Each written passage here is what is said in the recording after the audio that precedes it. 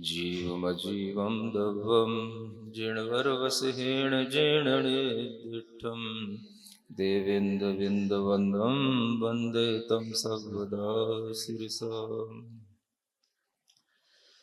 यह बृहद्रव्य संग्रह ग्रंथराज, जिसमें गाथा नंबर 13 की टीका व्याख्या चल रही है। गुण स्थानों का स्वरूप समझाया जा रहा था,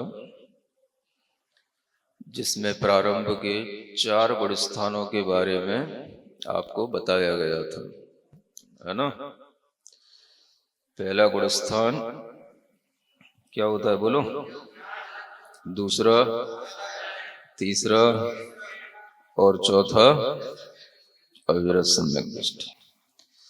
इसी तरह से आगे 5वें गुण स्थान के बारे में यहां पर बताया जा रहा है। यह पूर्वोक्त प्रकारेण सम्यक दृष्टि सन। ढूंढ ले हुए, इसमें पॉइंट लिखे हुए हैं 34 नंबर के पैराग्राफ में। भूमि रेखादि समान क्रोधादि द्वितीय कषाय उदया भावे सति सति अभ्यंतरे निश्चय नयन एक देश रागादि रहित स्वाभाविक सुखानुभूति लक्षणेषु बहिर्विषये पुनः एक देश हिंसा नृतास्तेय अब्रह्म परिग्रह निवृत्ति लक्षणेषु। ये 5वें गुण स्थान की भूमिका बताई जा रही है ना। जो पूर्वोक्त प्रकार से सम्यक दृष्टि होता हुआ, यानी जो देश विरत नाम का 5वां गुण स्थान है, वह जीव देश विरत तब होगा जब पहले सम्यक दृष्टि भी होगा। तो जो पूर्वोक्त प्रकार से सम्यक दृष्टि होता हुआ भूमि रेखा आदि के समान जो क्रोध आदि होते हैं, ऐसी द्वितीय कषाय के उदय का अभाव होता है। उसके किसका अभाव हो जाएगा? अनंतानुबंधी कषाय का उदय चलता है। कब तक चलता है? पहले गुण स्थान तक और दूसरे गुण स्थान तक, है ना। फिर उसके उदय का अभाव होकर के अप्रत्याख्यानावरण कषाय का उदय होगा, तो तीसरे गुण स्थान में और चौथे गुण स्थान में अप्रत्याख्यानावरण कषाय का उदय रहता है। उसके भी उदय का अभाव हो जाएगा तो 5वें गुण स्थान में प्रत्याख्यानावरण कषाय के उदय का मुख्य रूप से सद्भाव रहेगा। समझ रहे हैं? ये क्रम होता है। तो इन 4 कषायों के उदय के अभावों से ही गुण स्थान बनते हैं। अनंतानुबंधी कषाय के उदय, अप्रत्याख्यान, प्रत्याख्यान, संजुलन, इन कषायों के जो उदय की मुख्यता से ही गुण स्थानों का सद्भाव रहता है। तो जब कोई जीव देश विरत के रूप में हो जाएगा, देश विरत माने एक देश विरति धारण कर लेता है, घर में रहकर के भी संयत हो जाता है कुछ, फिर भी असंयत बना रहता है, तो उसे संयता संयत कहते हैं। तो ऐसे देश विरत गुण स्थान में 5वें गुण स्थान में रहने वाले जीव एक प्रतिमा से लेकर के 11 प्रतिमा तक के जीव सभी आते हैं, है ना। उनमें जघन्य मध्यम उत्कृष्ट भेद होते चले जाते हैं। तो उसके अनुरूप उनमें अंतरंग में क्या होता है? बाहर से प्रतिमा आदि का सद्भाव होता है, तो अंतरंग में इन जो कषाय हैं, इन कषायों के उदय का अभाव होता है ना। यानी 5वें गुण स्थान में देश विरत जो जीव होगा, उसमें अप्रत्याख्यानावरण जो दूसरी कषाय है, उसके उदय का अभाव होगा। तो उदय का अभाव भी अनेक प्रकार से होता है ना। माने उस कसाई के उदय का अभाव होने पर अंतरंग में जो संयत के परिणाम उत्पन्न होंगे, वह संयत के परिणामों से उसका देशविरत नाम का 5वां गुण स्थान बनेगा। और साथ साथ में जो तीसरी कसाई होगी प्रत्याख्यानावरण कसाई, उसका उदय भी रहेगा। तो जो 5वें गुण स्थान में अनेक भेद हैं, पहली प्रतिमा से लेकर के क्षुल्लक ऐलक महाराज तक के भेद ये 5वें गुण स्थान में बनते हैं।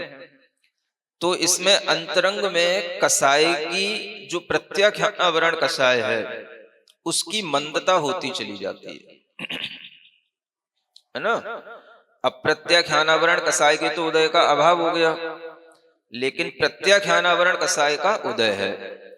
तो वो कसाय का जो उदय होता है वो अपनी अलग अलग अनुभाग शक्ति को लिए हुए होता है, उसी से उनका वह संयमा संयम लब्धि स्थान बढ़ता चला जाता है।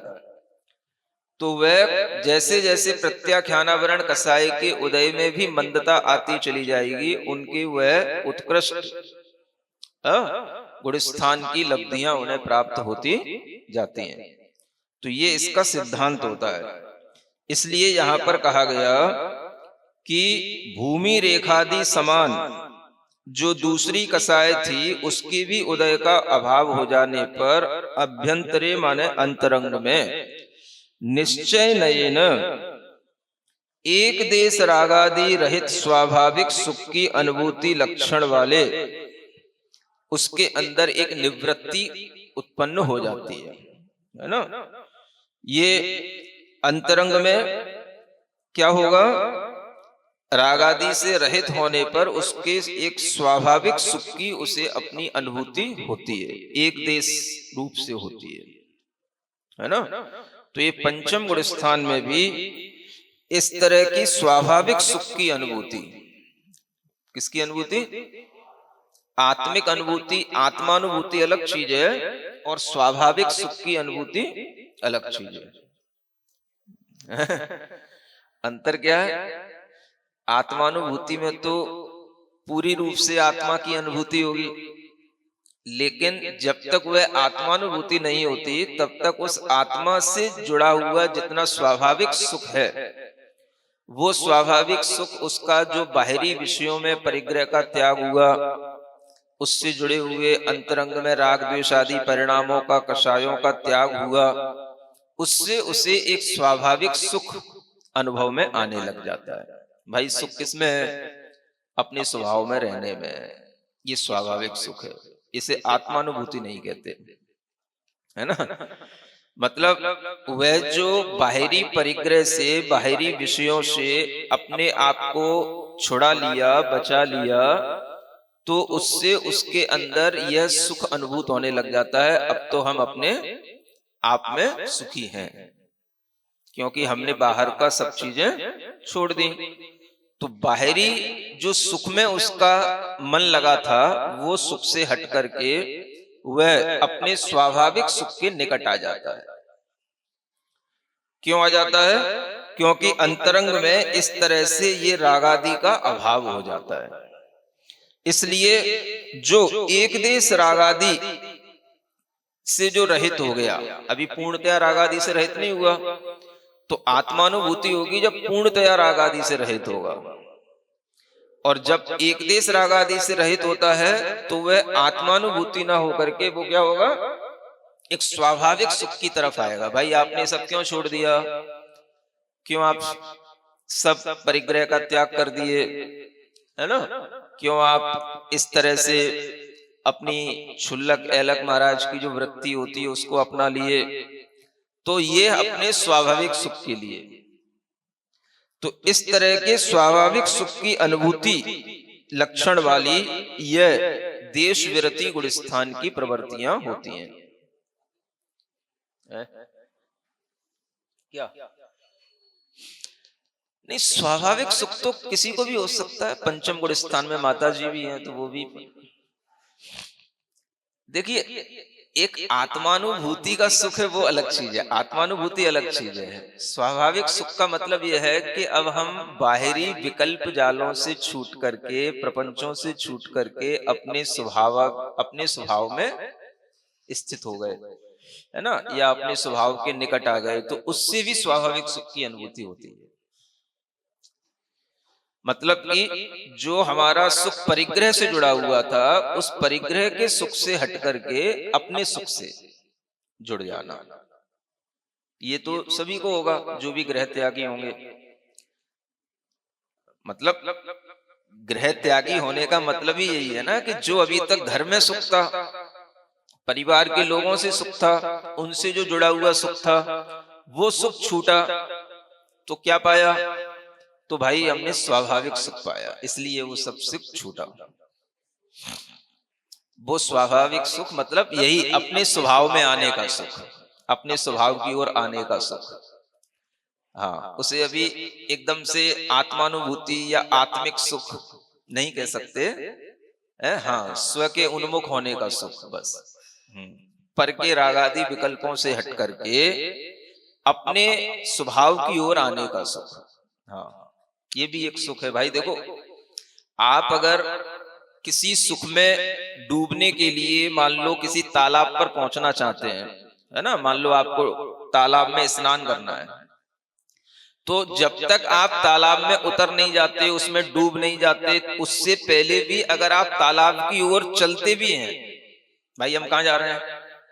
तालाब की ओर जा रहे हैं, थोड़ा सा तालाब की ओर उन्मुख भी हो जाते हो, सामने भी दूर तालाब दिखाई दे रहा है, तो भी आपको सुख लगने लग जाता है। हाँ भाई, मान लो हमें पानी मिल ही गया, हम डूब ही गए, तो इसको बोलते हैं स्वाभाविक सुख। आप अपने स्वभाव की याद आई आपको, आप अपने स्वभाव की ओर आ गए। हाँ, आपके सामने है वो स्वाभाविक सुख, लेकिन अभी आप उसमें डूबे नहीं हो, है ना। वो आपके सामने दिख रहा है, जैसे तालाब सामने दिखे तो बहुत कुछ प्यास कम हो जाएगी, बहुत कुछ आपको जो गर्मी है वो आपकी शांत हो जाएगी, उस तालाब सामने है। अपने आप थोड़ी हवा भी आएगी ठंडी, तो वो भी उस तालाब की हवा है, वो भी उसका सुख है ना। और उसमें डूब जाना, उसमें स्नान कर लेना, वो फिर बहुत वहां निकट पहुंचने के बाद होगा, तो वो एक अलग चीज होती है। तो लोग जब इन शास्त्रों को पढ़ते हैं तो इस तरह से अपना उसका जो अर्थ निकालते हैं कि मुझे आत्मानुभूति हो रही है, पंचम गुण स्थान में भी, चौथे गुण स्थान में भी, है ना, क्योंकि यहाँ लिखा हुआ है देखो स्वाभाविक सुख की अनुभूति होती है, स्वाभाविक सुख की अनुभूति आत्मानुभूति के बिना नहीं होती है। इस तरह से जो लोग अपना अर्थ निकालते हैं वो एक तरह से अपने ही ज्ञान से निकालते हैं, वो गुरुजनों से नहीं पढ़ने के कारण से ही इस तरह से अर्थ का अपना विपरीत भाव निकाल लेते हैं। समझ रहे? तो ये स्वाभाविक सुख एक उत्पन्न होता है। आपने बाहरी रागादि जो भी त्याग किए, बाहरी विकल्पों का त्याग किया, तो भाई क्या है, अब उसमें हमें निवृत्ति मिली ना, वही हमारे लिए सुख है भाई। इन झंझटों का जो दुख था उससे हमें मुक्ति मिल गई, ये भी अपने आप में सुख है ना, तो यही स्वाभाविक सुख है। अब हमें पर से होने वाला दुख नहीं हो रहा बस। अब देखो, एक घर में ही रहने वाले मान लो 2 लोग हैं, 3 लोग हैं, है ना। अब एक घर का व्यक्ति तो मान लो गृह त्यागी हो गया, साधु हो गया, और एक घर में ही रह करके व्रतों का पालन कर रहा है। समझना, कोई भी मान लो, जैसे मान लो मंदिर में ही आकर के स्वाध्याय करना था, है ना, अचानक से फोन आया घर में, मान लो किसी भी घर के किसी सदस्य की मान लो डेथ हो गई, या सूतक लग गया, या कोई उत्पत्ति हो गई, तो वो क्या होगा, वो तो मंदिर आते आते उल्टे पैर दौड़ के जाएगा। सुन रहे हो? जैसे ही समाचार आया सूतक लग गया, पातक लग गया, तो वो क्या है, वो तो अब उस मंदिर में स्वाध्याय से, दर्शन से जो कार्य होना था उससे वंचित हो गया, वो तुरंत उल्टे पैर लौट के जाएगा। और उसी घर का सदस्य मान लो गृह त्यागी है, तो वो सुन भी लेगा तो अब उसे कोई दुख नहीं होगा, अब उसे कोई सूतक पातक नहीं लग रहा। समझ आ रहा है? तो यही निवृत्ति का सुख होता है। अब ये सुख उसके लिए अपने क्या है, स्वाभाविक सुख है भाई। घर के झंझटों का जो सूतक पातक था, जो भी दुख था, वो सब चलता रहता है। वो जब तक घर में थे तब तक उन लोगों के लिए, वो उससे मुक्त हो गए तो एक स्वाभाविक सुख की तरफ उनका ध्यान अपने आप आ जाता है। अब उन्हें उस दुख से कोई मतलब नहीं, चाहे किसी का सूतक लग गया, चाहे किसी का पातक लग गया।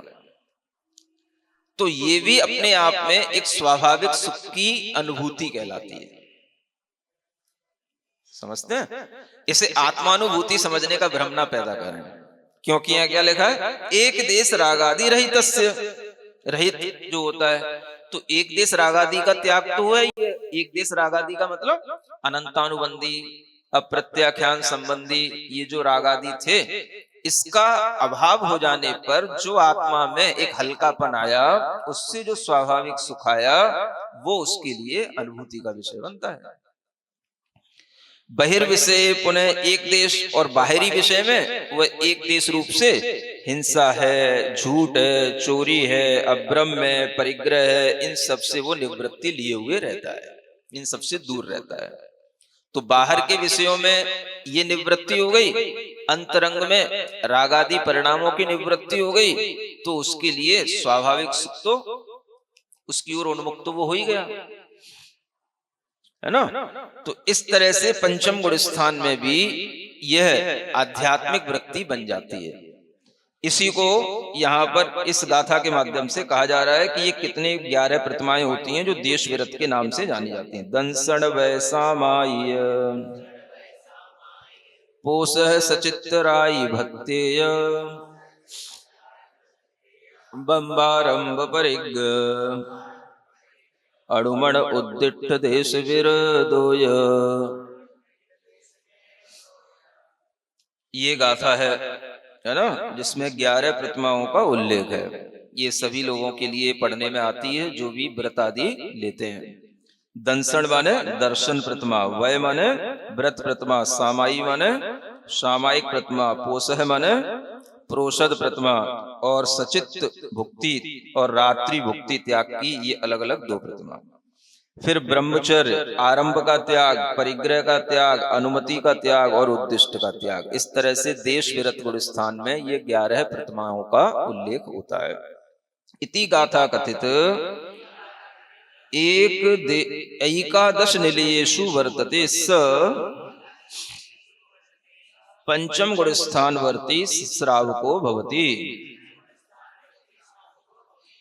इस तरह से गाथा में कथित एकादश निलय, ये क्या है, 11 निलय हैं। निलय माने 11 एक तरह से स्थान हैं, है ना। इन 11 स्थानों में जो रहते हैं वे पंचम गुण स्थान वर्ती श्रावक होते हैं, है ना। स एव सदृष्टिर धूली रेखादि सदृश क्रोधादि तृतीय कषाय उदया भावे सति अभ्यंतरे निश्चयेन रागादि उपाधि रहित स्वशुद्धात्म संवित्ति समुत्पन्न सुखामृत अनुभव लक्षणेषु बहिर्विषयेषु पुनः सामस्त्येन हिंसा नतस्तेया ब्रह्म परिग्रह निवृत्ति लक्षणेषु च पंच महाव्रतेषु वर्तते यदा तदा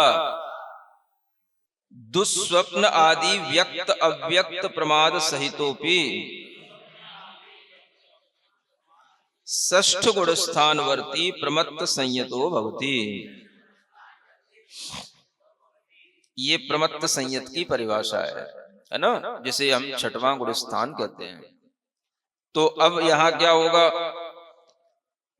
देश विरत में प्रत्याख्यान कषाय का उदय था, है ना। उस स एव सम्यक दृष्टि, वही सम्यक दृष्टि की आगे और वृद्धि होती चली जा रही है। तो धूली रेखादि सदृश क्रोधादि तृतीय कषाय उदय अभावी, तीसरी कसाय जो है वो धूली रेखा के सदृश थी। पहली कसाय उसमें केवल क्रोध के लिए ही कहा जा रहा है। ये क्रोध जो होता है अनंतानुबंधी कसाय में, वो पाषाण रेखा के सदृश है ना। फिर वो भूमि रेखा के सदृश दूसरी अप्रत्याख्यानावर्णी कसाय, और प्रत्याख्यानावर्णी कसाय जो होती है उसका जो क्रोध होता है वो धूली रेखा सदृश होता है। तो उसके भी उदय का अभाव हो जाता है जब अंतरंग में, तब निश्चय न से वह रागादि उपाधि से रहित स्व शुद्ध आत्मा की संवित्ति से उत्पन्न सुखामृत का अनुभव करने लग जाता है ना। अब यहां पर एक देश नहीं कहा, पांचवें गुण स्थान तक क्या कहा?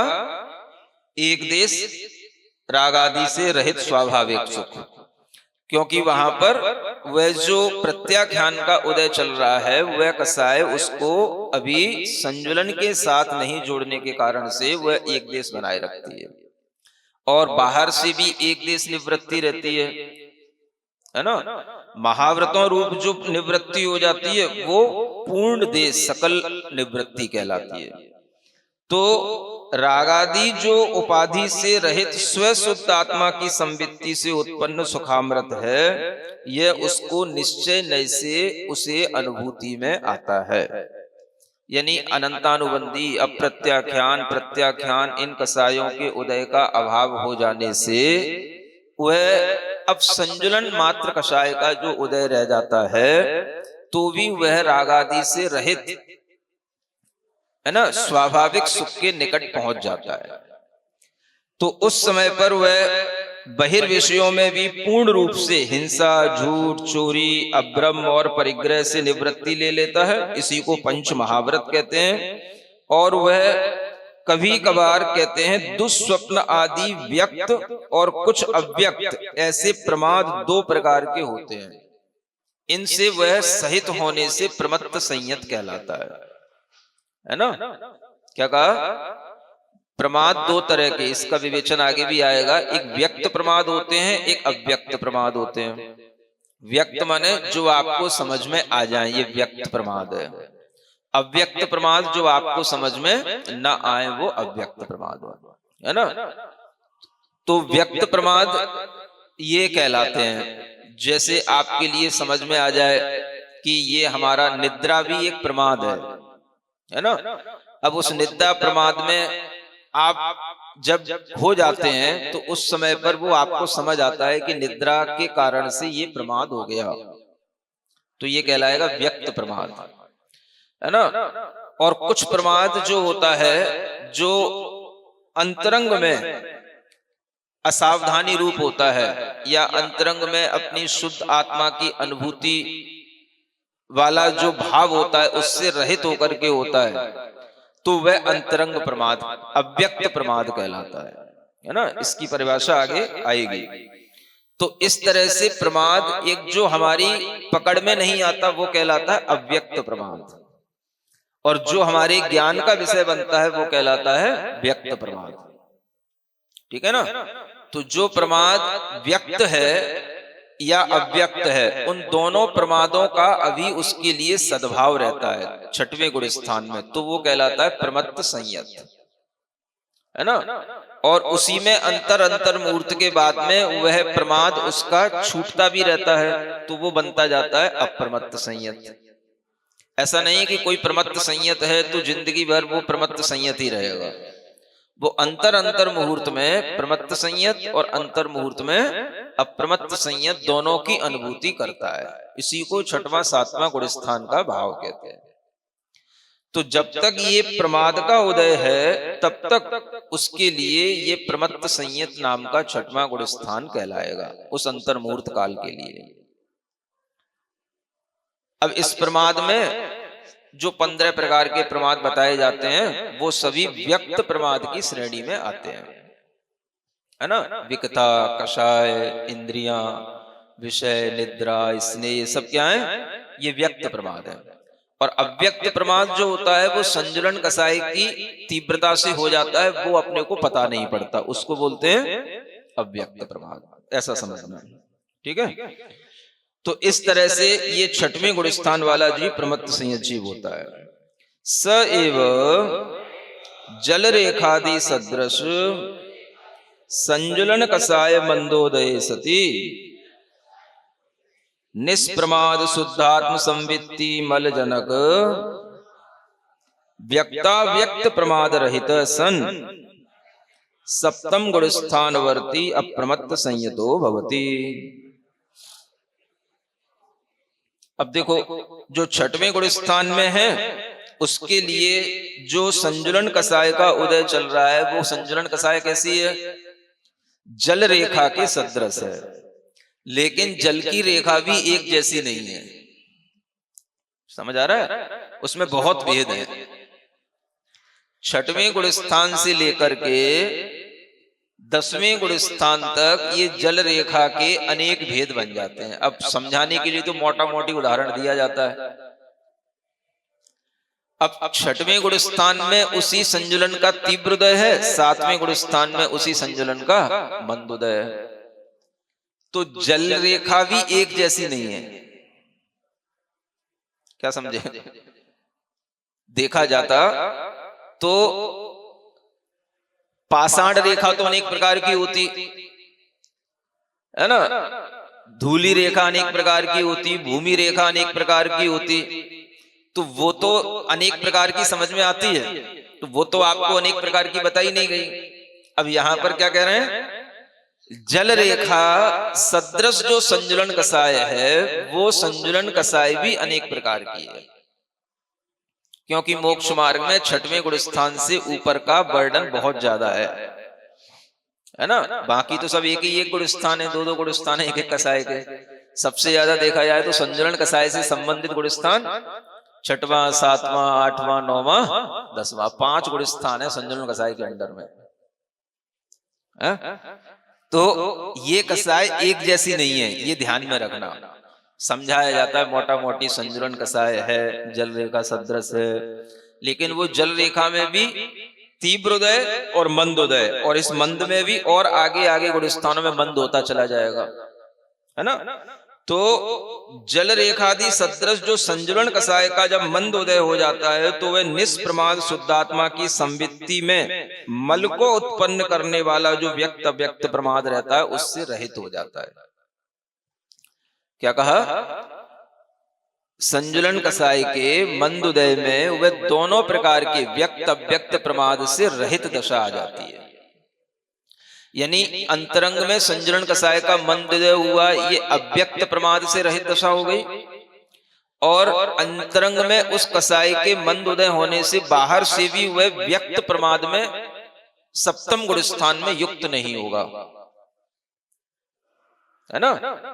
किसी भी तरह की विकता कसाय आदि में वह उस संजुलन कसाय की मंदता होने पर उसमें अपने उपयोग को नहीं लगाएगा, उससे अपने उपयोग को हटा लेगा। तो ये 6वां 7वां गुण स्थान प्रमत्त अप्रमत्त संयत दशा के साथ में इस तरह से जब चलता रहता है तो उसके प्रमाद की बारियां अधिक नहीं रहती हैं, वो क्रम से बनी रहती हैं, प्रमत्त अप्रमत्त प्रमत्त अप्रमत्त। तो उसके अंदर एक शक्ति आ जाती है कि वो प्रमत्त बहुत देर तक लगातार नहीं रह सकता, है ना। किसी भी प्रमाद में अगर अंतर मुहूर्त के लिए जुड़ भी गया तो वो तुरंत उसे फीलिंग आने लग जाएगी कि ये हम अपनी स्वाभाविक अनुभूति से दूर हट गए, और वो तुरंत अपने अंतरंग में अप्रमत्त गुण स्थान के साथ में पुनः उसी अनुभूति में आ जाएगा। ये 6वें 7वें गुण स्थान में निरंतर इस तरह से यह महाव्रती के साथ में चलता रहता है। समझते हैं? तो ये अंतरंग का बहुत बड़ा निर्मल परिणाम होता है, जिससे कि वह प्रमाद से सहित भी होता है और प्रमाद से रहित भी होता रहता है, और व्यक्त अव्यक्त दोनों प्रकार के प्रमादों में वह सहित भी हो जाएगा और रहित भी हो जाएगा। तो हर अंतर मुहूर्त में वो रहित भी हो रहा है। अप्रमत्त गुण स्थान आते ही संजुलन कसाय का मंदोदय आएगा ही, और वो तीव्रोदय में वह सहित भी हो जाता है। तो इस तरह से वह छठवां सातवां गुण स्थान निरंतर जो संयत का बना रहता है, यही उसके लिए अपनी जो स्वाभाविक सुख की अनुभूति है उसको बनाए रखने में कारण बना रहता है। समझ आ रहा है? अब ये सुनकर के ही समझ आएगा, जब अनुभूति करोगे तभी इसकी अनुभूति में समझ आएगा कि कैसा होता है। तो इस तरह से रागादि से रहित परिणाम होने पर जो अंतरंग में आत्म निर्मलता की अनुभूति होती है ना, रागादि विकल्पों से रहित होने पर जो आत्मा के स्वाभाविक सुख की अनुभूति होती है, वो आपको महाव्रतों के साथ ही होगी। जब होंगे तभी होगी, वो बिना प्रैक्टिकल किए थ्योरी में समझने से नहीं होगी। समझ रहे हैं ना? तो ये अब आपके लिए सबके लिए थ्योरी है, इसको समझना है। तो अप्रमत्त संयत तक की थ्योरी तो चलो ठीक है ना, यहां तक तो प्रैक्टिकल भी संभव है, सातवें गुण स्थान तक। तो इसके आगे तो अब केवल थ्योरी ही सुनना है, इसका तो प्रैक्टिकल भी संभव नहीं है, क्योंकि सातवें गुण स्थान के ऊपर की अनुभूतियां तो संभव ही नहीं होती। तो अब आगे ये सबके लिए थ्योरी है ना। अब ये महाव्रतियों के लिए भी आगे थ्योरी बन जाती है, आठवें आदि गुण स्थान का वर्णन बस ये सुनना है। स एव अतीत संजुलन कसाय मंदोदय सती अपूर्व परम आह्लादिक सुखानुभूति लक्षण अपूर्व करण उपशमक छपक संज्ञो अष्टम गुण स्थान वर्ती भवती। हाँ, अब देखिए ये अष्टम गुण स्थान वर्ती जीव की यह परिभाषा एक आध्यात्मिक परिभाषा है ना। और वैसे जो आप कर्णानुयोग प्रवेश का वगैरह में पढ़ेंगे, वो सब कर्णों के परिणामों के हिसाब से बताई जाने वाली परिभाषाएं होती हैं, वो अलग हैं। तो यहाँ पर चूंकि अध्यात्म ग्रंथ है, इसलिए उसका उल्लेख ना करके यही बताया गया है कि वही जीव जब अतीत संजुलन कसाय मंदोदय सती, है ना, जिसकी संजुलन कसाय जो पहले थी, जो अतीत में थी, उसमें भी अब उसमें मंदोदय होगा। सुन रहे हो? मतलब सातवें गुण स्थान में जो कसाय थी उसमें भी और मंदतर उदय होगा, तब वो आठवें गुण स्थान में संजुलन कसाय की मंदता होगी, और उस मंदता होने पर उसे अपूर्व परम आह्लाद एक सुख की अनुभूति प्राप्त होगी। उसका नाम अपूर्वकरण क्यों है? क्योंकि ऐसा सुख पहले पूर्व में कभी भी उसे अनुभूति में आया ही नहीं, आ ही नहीं सकता, है ना। तो ये अपूर्व परम आह्लाद एक सुख होता है। आत्मिक सुख में जब वह रमने लगता है तो उसे आह्लाद कहा गया है। क्या कहते हैं उसको? आह्लाद। ये आह्लाद होता है ना।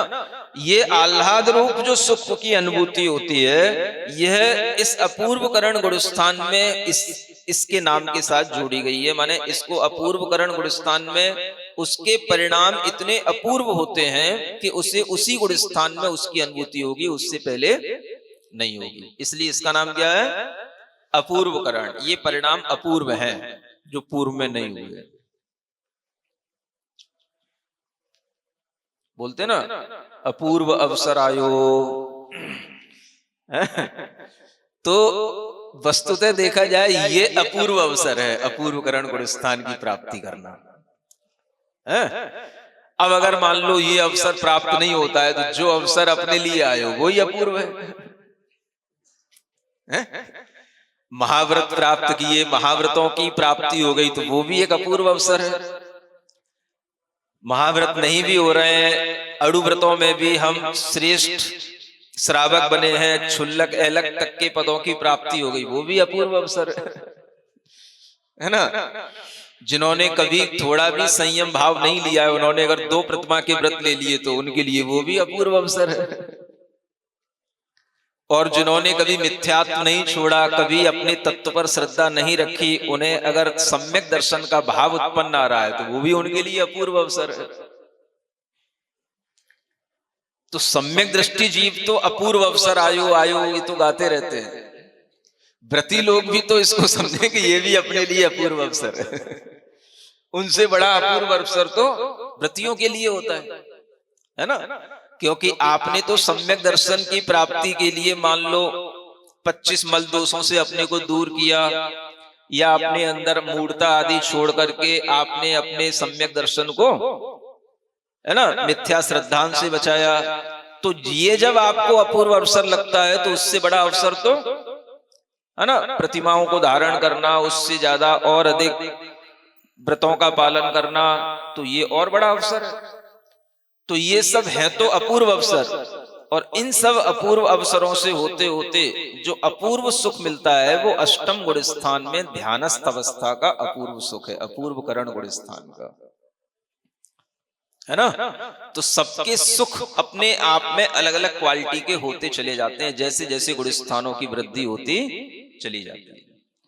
तो ऐसे यह अष्टम गुण स्थान वर्ती जीव जो होते हैं वह दो तरह के होते हैं, अपूर्व करण उपशामक और अपूर्व करण छपक। ये दोनों संज्ञा वाले होते हैं, है ना। जो कसायों का उपशमन करते हुए आगे बढ़ेंगे वो अपूर्व करण उपशामक कहलाएंगे, जो कसायों का क्षय करते हुए आगे बढ़ेंगे वो अपूर्व करण छपक कहलाएंगे। इसी को बोलते हैं उपशम श्रेणी और छपक श्रेणी। वो श्रेणी यहीं से शुरू होती है, अष्टम गुण स्थान से, है ना। 7वें गुण स्थान तक प्लेटफॉर्म कॉमन है, उसके बाद में ही ये श्रेणी शुरू होती है। अब आप उपशम के साथ आगे बढ़ रहे हो अष्टम आदि गुण स्थान में, या कर्मों के क्षय के साथ। तो इस तरह से ये उपशम और छपक श्रेणी का विभाजन इस अपूर्व करण गुण स्थान से होता है। दृष्ट श्रुत अनुभूत भोगाकांक्षादि रूप समस्त संकल्प रहित निज निश्चल परमात्म तत्वैकाग्र ध्यान परिणामेन कृत्वा ये साम जीवानाम एक समय ये परस्परम पृथक कर्तुम ना यान्ति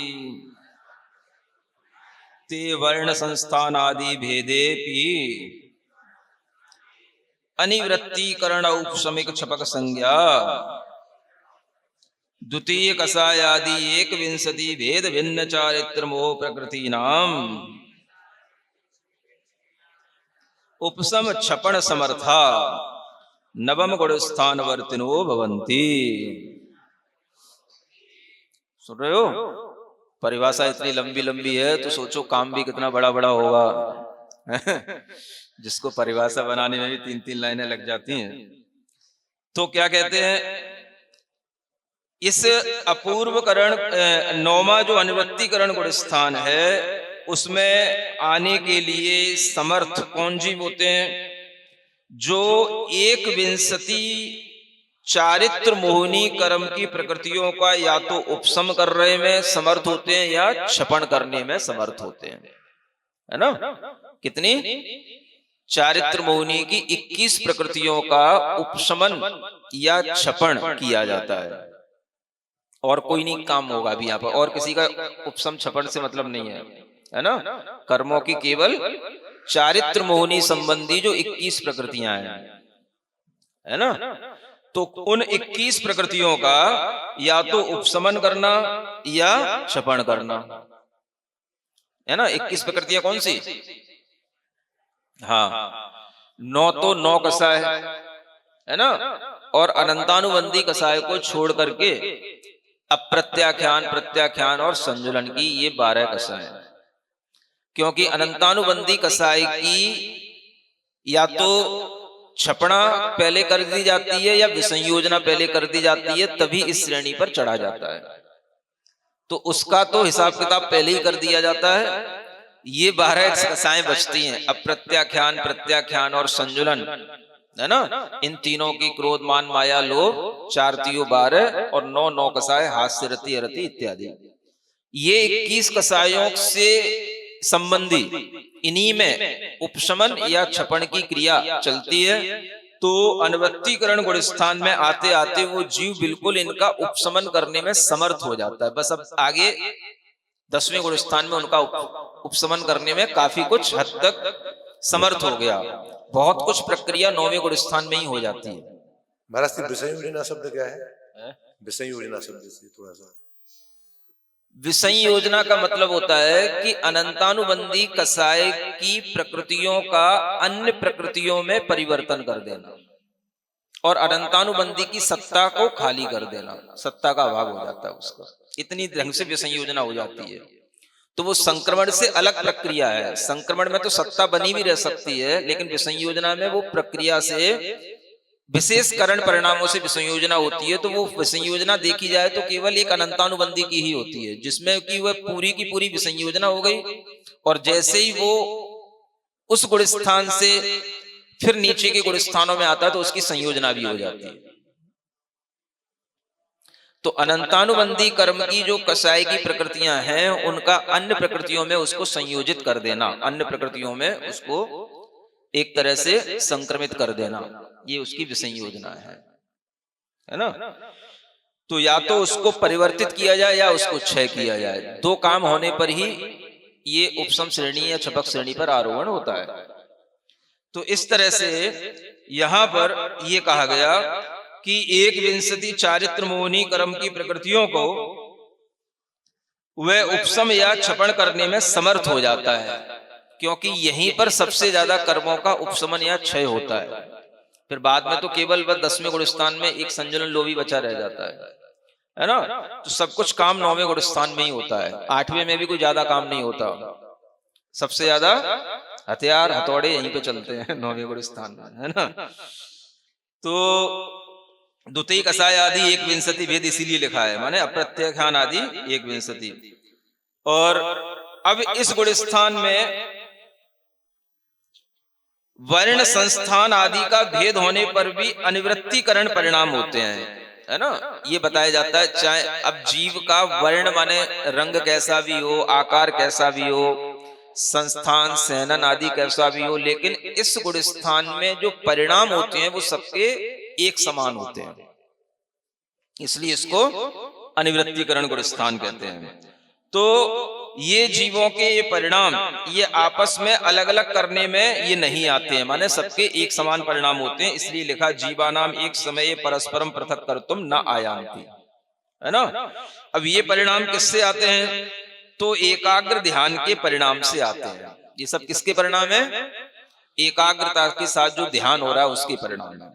और उस एकाग्रता के साथ जो ध्यान हो रहा है वो किसमें हो रहा है, तो निश्चल परम आत्म तत्व में एकाग्रता होनी है। किसमें, हाँ, अपना जो परम आत्म तत्व है उसमें निश्चल रूप से एकाग्रता होनी। और वो एकाग्रता कहां से आती है, सभी संकल्पों से रहित होने पर आएगी, है ना। मतलब वहां पर भी अभी सब संकल्प विकल्प छूटते ही चले जाते हैं, एकदम से नहीं छूटता सभी संकल्प, है ना।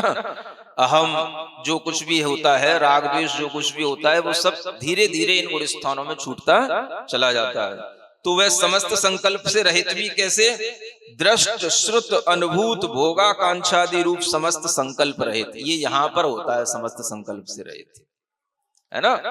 नीचे के गुण स्थानों में जब तक ध्यान गहरा नहीं होता तब तक आपको देखे गए सुने गए भोगों की आकांक्षा रूप संकल्प उत्पन्न हो सकते हैं, हो जाते हैं, है ना। और जब इस ध्यान की गहराई में वो एकाग्र हो जाता है तब जाकर के सारे दृष्ट श्रुत अनुभूत भोगाकांक्षा रूप समस्त संकल्पों से वो रहित होता है। समझ आ रहा है। तो ध्यान होना, ध्यान की शुरुआत करना और ध्यान में लीन होना, और लीन होते होते भी इतना लीन हो जाना कि बाहर के सारे संकल्प छूट जाएं, वो 9वें गुण स्थान में होता है। तो किसी भी चीज की गहराइयां बहुत हैं, है ना। अध्यात्म इसीलिए गहरा कहलाता है। और वर्तमान में उस गहराइयों में हम कितना पहुंच सकते हैं, तो ये हम इन गुण स्थानों को समझ करके समझ सकते हैं कि हम केवल अभी तालाब के निकट ही पहुंच सकते हैं, ऊपर ऊपर तालाब की लहरों का आनंद ले सकते हैं, है ना। जब कभी थोड़ी बहुत एक आध मुश्किल से डुबकी लगा ली तो लगा ली, लेकिन उसमें डूबे नहीं रह सकते, क्योंकि 9वें गुण स्थान तो पहुंचना संभव ही नहीं है, समझ आ रहा है? तो बस इतना ध्यान रख करके आपको समझना चाहिए कि वर्तमान में कितनी आत्मानुभूति होती है, कितनी सुखानुभूति होती है। इसलिए भ्रम नहीं पालना चाहिए। जितना शास्त्रों में कहा गया है उसी के अनुसार अपने को विजन बनाना चाहिए और उसी के अनुसार अपने को चलना चाहिए, है ना? तो लोग केवल बस घर में बैठे बैठे ऐसे ग्रंथ पढ़ते पढ़ते ही बस आत्मानुभूति में ऐसे डोलते हैं कि लगता है इनको भी यहीं बैठे बैठे मोक्ष होने वाला है। ठीक है, इतना ही रखते हैं, 9 गुणस्थान हो गए। एक लाइन और पढ़ लें। सूक्ष्म परम आत्म तत्व भावना बलेन सूक्ष्म कृष्टिगत लोभ कसायस्य उपशामका क्षपकाश्च दशम गुणस्थान वर्तिनो भवन्ति। अब ये 10वें गुणस्थान वर्ती जीव, जिन्हें हम सूक्ष्म सांप्राय सम्यक दृष्टि जीव कहते हैं, सामायिक चारित्र, सूक्ष्म सांप्राय चारित्र वाले जीव कहते हैं, ये क्या है? वहां पर सूक्ष्म कृष्टिगत लोभ कसाय के वो उपशामक और छपक रह जाते हैं। माने सारी कसायों का उपशमन छपन हो गया, केवल क्या रह गया? संजुलन कसाय में भी 2 तरह के, बादर और सूक्ष्म। तो बादर जो कसाय होती है माने मोटी, उसको भी शांत कर देते हैं, बस सूक्ष्म कसाय रह जाएगी। और सूक्ष्म कसाय में भी, उसमें भी कृष्टियां होती हैं। बादर कृष्टियां अलग हैं और सूक्ष्म कृष्टियां अलग हैं। तो बादर कृष्टि भी 9वें गुण स्थान में शांत हो जाती है। सूक्ष्म कृष्टि माने सूक्ष्म उसके रेसे रह गए हैं, है ना, कसाय के, उनको केवल 10वें गुण स्थान में ठंडा किया जाता है, दबाया जाता है। तो वो कहलाएगा सूक्ष्म कसाय सांप्राय गुण स्थान वाला उपशामक। और अगर उस सूक्ष्म कसाय का वहां पर छपक श्रेणी पर करता हुआ जाता है तो वो क्षय कर देता है, तो वो छपक कहलाएगा। ये किससे ध्यान की गहराइयां बढ़ती चली जाती हैं? सूक्ष्म परम आत्म तत्व की भावना के बल से ये होता है। माने उसमें उसकी परम आत्म तत्व की जो भावना है, जो ध्यान है, वो और सूक्ष्म हो जाता है ना? उसके बल से यह 10वां गुण स्थान वर्ती जीव बनता है। तो इसका सिद्धांतिक विवेचन अलग है, ये आध्यात्मिक विवेचन है जो आपको सरलता से समझ में आता है। इतना ही पर्याप्त।